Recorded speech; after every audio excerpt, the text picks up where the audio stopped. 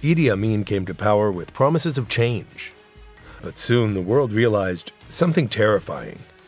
Behind the laughter, the jokes, and the military uniform, there was cruelty beyond imagination. Uganda would become a land of fear, blood, and silence. Families torn apart, entire communities wiped out.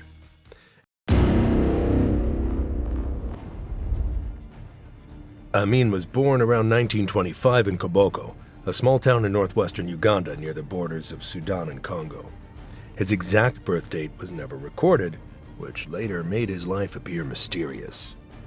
He came from the Kakwa people, a small ethnic group with little influence in Ugandan politics compared to larger groups like the Baganda. His father, Amin Dada, was a farmer, while his mother, Asa Ate, was a strict woman, known for her discipline and strong religious beliefs. Amin grew up in poverty. He did not stay long in school, leaving around 4th grade, and never learned to read or write properly. That lack of education followed him for life. He struggled with writing and often relied on others for even basic documents. But he was unusually tall and very strong, standing over 6 feet 4 inches. His physical strength and fearlessness gave him authority even as a boy. In 1946, Amin joined the King's African Rifles, the colonial army run by the British. The army became his path out of poverty. It gave him food, money, and power. He was first sent to Burma during the final years of World War II and later posted in Somalia. By the 1950s, he was in Kenya fighting against the Mau Mau Rebellion, a movement that wanted to end British control. It was in Kenya that Amin's violent side became clear. He earned a reputation for cruelty against rebels. Witnesses claimed he executed captives in brutal ways, sometimes beheading them and using the bodies as warnings. British authorities knew about his brutality, but kept promoting him because he was useful in crushing uprisings. By 1959, Amin had risen to the rank of sergeant, which was a high position for an African soldier in the colonial army at the time. Many Africans were blocked from advancing, but Amin's size, loyalty to the British, and readiness to use violence made him stand out. As Uganda approached independence in 1962, Amin was already one of the most powerful soldiers in the country. Milton Obote, the country's first prime minister, quickly saw that Amin could be useful. He promoted him through the ranks until Amin became commander of the army. At first, Amin worked as Obote's enforcer. Whenever there was opposition, Amin was the one who used the army to silence it. But as the years passed, the relationship grew tense. By 1966, Obote was facing corruption scandals and fears of being overthrown. He leaned heavily on Amin to keep control. That same year, Obote decided to break the power of the Buganda Kingdom, the largest and most influential traditional authority in Uganda. Obote sent Amin and the army to attack the palace of Kabaka, the king of Buganda. The soldiers looted the palace and killed the civilians. The Kabaka, Mutesa II, barely escaped and fled into exile in London. The attack shocked the country, but it showed Obote's strength and Amin's loyalty at that time. However, Amin was no longer satisfied with being second in command. His role in crushing the Buganda kingdom had made him popular among certain groups, especially among northerners and soldiers who admired his toughness. Quietly, Amin started building his own base of loyalty inside the army. Many of his trusted men came from his own ethnic group, the Kakwa, and other tribes from the north who felt excluded by Obote's southern allies. By the late 1960s, Obote began to suspect Amin. There were growing tensions between the two men. Obote tried to limit Amin's power, but it was already too late. Amin had the loyalty of much of the military, and in a country where guns decided politics, that loyalty meant everything. On January 25, 1971, while Obote was away in Singapore attending a Commonwealth meeting, Amin moved. Tanks rolled through the streets over Kampala, the capital. Roadblocks went up. Radio stations were taken over. The coup was swift and bloodless in its first hours. By the time Obote learned what had happened, he was already powerless. Crowds in Kampala celebrated, Some were happy simply because Obote was gone. Others believed Amin's promises. He spoke of peace, unity, and ending corruption. For many Ugandans, those words sounded hopeful after years of political fighting. But what the people didn't know was that behind the cheerful tone and promises, Amin was preparing one of the darkest periods in Africa's history. And within weeks of becoming president, the killings began. Amin's first targets were soldiers and officials still loyal to Obote. He saw them as a threat to his new rule. Many were arrested without trial. Some were locked in cells and never seen again. Others were executed openly to send a warning. In that first year alone, it is estimated that around 100 people were killed. Prisoners were strangled, shot, or beaten to death. Witnesses later said that Amin sometimes watched these killings himself, enjoying the fear it created. As the months passed, Amin's power grew. He gave himself new titles, calling himself President for Life, and even bizarre names like Lord of all the beasts of the earth and fishes of the sea. Ordinary Ugandans quickly understood what it meant to live under Amin. His security agencies, especially the State Research Bureau and Public Safety Unit, spread across the country. Their job was to hunt down anyone suspected of disloyalty.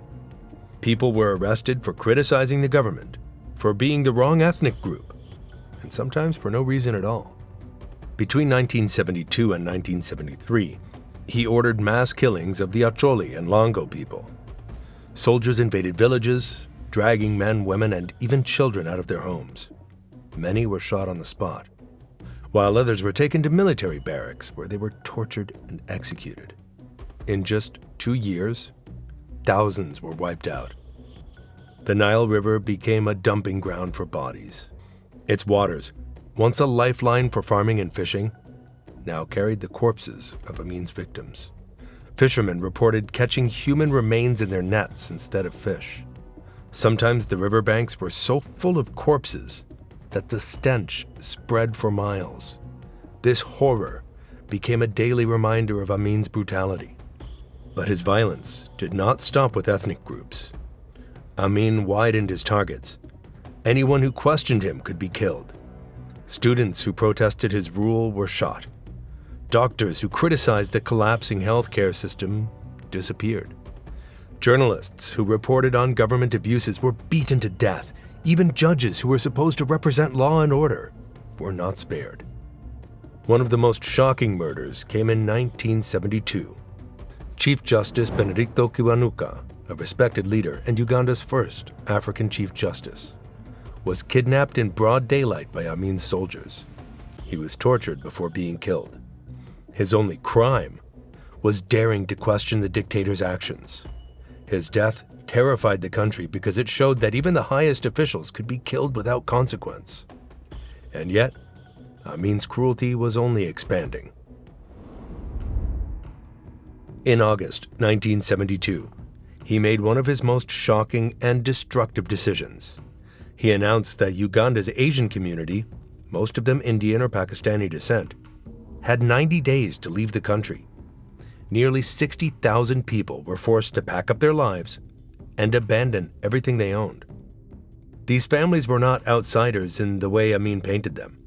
Many had been in Uganda for 3 or 4 generations. They had come during British rule when Indian workers were brought to build the Uganda Railway in the early 1900s. After the railway was completed, many stayed, opening small shops, running farms, and later building larger businesses. By the 1960s, Asians owned much of Uganda's retail trade, several factories, and many of the country's most productive farms. They managed banks, supplied goods, and kept the economy running smoothly. Amin accused them of sabotaging Uganda and exploiting Africans. He told the public that Asians were hoarding wealth and preventing native Ugandans from prospering. His speech played on anger and resentment that had been simmering for years. Some Africans believed Asians lived better lives, while ordinary Ugandans struggled with poverty. Amin used this resentment to make himself look like a hero defending the poor. But the reality was very different. By expelling them, Amin removed the country's most skilled workers, entrepreneurs, and financial managers. Shops that had supplied everything from clothes to soap were suddenly empty. Factories producing sugar, textiles, and steel shut down because there was no one left to run them. Productive farms were handed to Amin's friends and military officers who had no farming experience. Within weeks, crops rotted in the fields, and shortages of basic goods began. The economy collapsed at a shocking speed. Uganda, once known as the Pearl of Africa, with one of the strongest economies in the region, fell apart almost overnight. Inflation skyrocketed. Food disappeared from markets.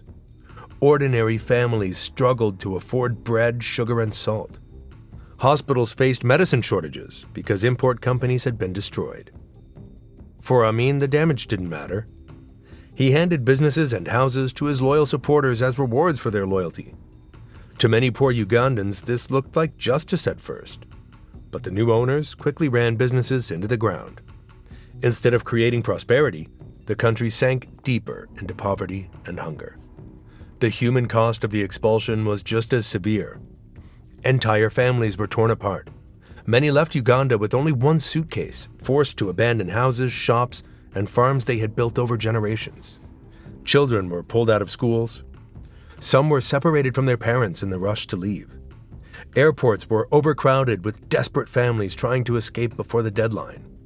Countries like the United Kingdom, Canada, and India took in thousands of Ugandan Asians as refugees. Britain alone accepted 27,000, since many held British passports. Canada took in about 7,000. Others fled to Kenya, Tanzania, and the United States. Many rebuilt successful lives abroad. But the pain of losing everything overnight never left them. Not everyone was able to leave safely. Those who resisted Amin's order or tried to hide their property often disappeared. Security forces raided homes and carried out arrests. Some families never saw their loved ones again. While ordinary Ugandans struggled to find food, Amin lived like a king. He filled his palaces with expensive furniture, imported cars, and endless luxuries. Trucks brought in crates of champagne and whiskey, while hospitals ran out of basic medicine for the people. Soldiers and ministers were often invited to his grand parties, where music played all night and foreign guests were treated to mountains of food. It was a life completely disconnected from the hunger and misery outside the palace gates. Amin's personal life was just as excessive. He married at least 5 women and fathered more than 40 children. To the outside world, he often showed them off, presenting himself as a proud family man. But inside his homes was chaos and violence. He demanded absolute obedience from his wives and children, and any suspicion of disloyalty ended in abuse. One of the darkest episodes came in 1974 with the death of his 3rd wife, Idi Amin. At first, the regime announced she had died in an accident, but the truth that emerged later was horrifying. Her body was discovered in a hospital morgue, badly mutilated, with parts of it missing. Many believed Amin himself ordered her murder after suspecting she had been unfaithful. Doctors and hospital workers who handled the case were terrified, and some of them disappeared soon after, suggesting Amin wanted to cover up the truth. Kay was not the only victim. Other wives spoke quietly of beatings, humiliation, and constant fear. Amin treated women as possessions, often forcing young women into relationships with him. Those who resisted could be kidnapped, threatened, or killed. It was another way he showed that his power had no limits, not even inside his own family. But Amin's violence was mixed with something even stranger, which was a growing obsession with magic and the supernatural. He told people he had special powers that made him invincible. Some nights he carried out rituals involving the bodies of his victims. Intelligence reports later suggested he even practiced cannibalism, eating the flesh of his enemies because he believed it would give him their strength. While some Ugandans dismissed these claims as rumors, others who had served close to him swore they had seen things too strange to deny. This mixture of cruelty and madness made life inside Amin's circle a nightmare. Ministers, soldiers, wives, and even his own children, none of them were safe. One day he might shower them with gifts, and the next he could order their arrest or execution. Living close to him meant living in constant fear, never knowing what mood he would be in or what suspicion he might invent. By the mid-1970s, Amin spread into Uganda's schools, universities, and churches too. Places that were once safe for learning and faith now became targets. Teachers, professors, doctors, and students were taken away in the middle of the night, never to return. The educated class was seen by Amin as dangerous because they could question him, challenge his lies, or inspire others to resist. To him, ideas were as threatening as guns. Universities that had once been full of lively debates and new discoveries turned silent. Lecturers who spoke freely soon disappeared. Students who protested were beaten, jailed, or killed. Libraries stood almost empty, and research stopped. Many of Uganda's brightest minds fled the country, fearing for their lives. Those who stayed behind lived in constant fear, never sure if a knock on the door meant arrest or execution. Among all these tragedies, one case shook the entire nation: the murder of Archbishop Janani Luwum in February 1977. Luwum was not just a church leader. He was a man respected across Africa and beyond. As the Archbishop of the Church of Uganda, he carried enormous influence. He was known for speaking calmly but firmly against injustice. When Amin's soldiers began killing without reason, Luwum openly said it was wrong. That courage made him a direct target. Amin's government arrested him along with 2 cabinet ministers, Erinayo Oyema and Charles Obothafumbi. The official statement later claimed that the 3 men had been caught plotting against the state, and that Luwum had died in a car crash while trying to escape. But soon after, the truth surfaced. Witnesses revealed that Luwum had been taken to a secret location, beaten severely, and then shot. His body, discovered with bullet wounds, left no doubt about what had really happened. The killing of a Christian leader shocked the entire world. Churches across Europe and America demanded answers. Britain, which once supported Amin, could no longer ignore the brutality. Even other African leaders, who had stayed silent for years, began to distance themselves from him. The United Nations and international human rights groups condemned the murder, describing it as a clear sign of how far Uganda had fallen into terror. Inside Uganda, priests went into hiding. Sermons were censored. Ordinary people stopped speaking openly about politics, even with friends. A heavy silence spread through the country, as if words themselves had become dangerous. Yet Amin carried on as if nothing had happened. He appeared on television, laughing and smiling, cracking jokes with reporters, even as thousands disappeared. By 1977, the estimated death toll had climbed to over 200,000. Bodies were found in rivers, fields, and shallow graves. Families lived in fear, unable to mourn openly, because even grieving could raise suspicion. Uganda was bleeding, and the world was finally watching. But Amin, shielded by his army and intoxicated by power, acted untouchable. To him, the cries of his people and the outrage of the world meant nothing. But behind the mask, cracks were forming.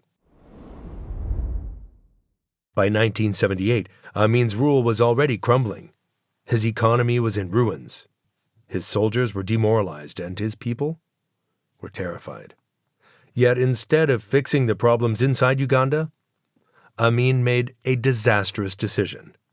He ordered his troops to invade Tanzania. His goal was to distract people from the crisis at home and to claim new land for Uganda. But his army was no longer the strong force it had once been.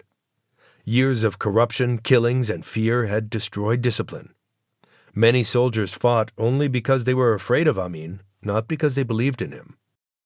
Tanzania's president, Julius Nyerere, did not hesitate to strike back. His army was smaller than Uganda's on paper, but it was far better trained and united. More importantly, Nyerere welcomed thousands of Ugandan exiles who now wanted revenge. These fighters, loyal to former President Milton Obote, joined the Tanzanian soldiers. Together they launched a powerful counterattack that Amin's weak army could not withstand. The Uganda-Tanzania War had begun, and it moved quickly. Town after town fell to the advancing forces. Many Ugandan soldiers deserted, some even switching sides to fight against Amin. By early 1979, the war reached its climax. In April, Tanzanian and Ugandan exile forces stormed into Kampala. Amin's soldiers fled in chaos, leaving behind weapons, uniforms, and the broken remains of a dictatorship built on fear. For the people of Uganda, the fall of Kampala was both a moment of relief and heartbreak. Crowds filled the streets, cheering the end of a nightmare. But at the same time, what they discovered left them shaken. As the city opened up, the horrors of Amin's regime were revealed in full. Mass graves were uncovered. Torture chambers hidden inside government buildings showed the cruelty that had taken place in secret. Prisons were filled with bodies, many mutilated beyond recognition. Families who had searched for their loved ones for years finally learned the terrible truth. Amin himself was nowhere to be found. Sensing defeat, he escaped before the capital fell. First, he fled to Libya, where Muammar Gaddafi gave him protection. But as Amin's presence became a burden, he moved again, this time to Saudi Arabia. There, the once feared dictator lived in quiet exile. He was given a home, financial support, and the chance to live as though he had done nothing wrong. He never faced trial. He never stood before a court to explain or answer for the estimated 300,000 lives lost under his rule. Instead, he lived out his days in comfort, surrounded by his family, far from the graves, tears, and pain he had left behind in Uganda. He died in 2003 in a Saudi hospital, escaping justice until the very end.